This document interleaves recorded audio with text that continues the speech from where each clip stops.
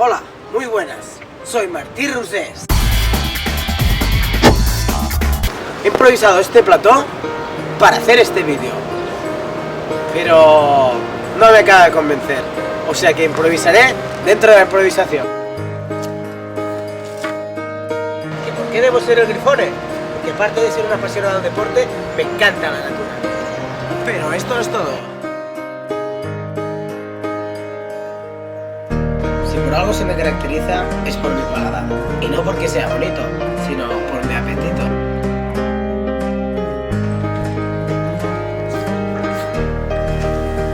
¿Y a quién no le interesa la cultura de su país?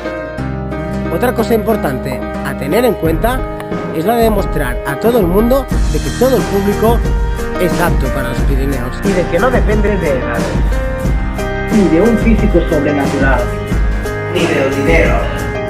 Quien quiera podrá hacer lo que yo le mostraré y transmitiré. Juntos descubriremos los Pirineos y por separado los disfrutaremos.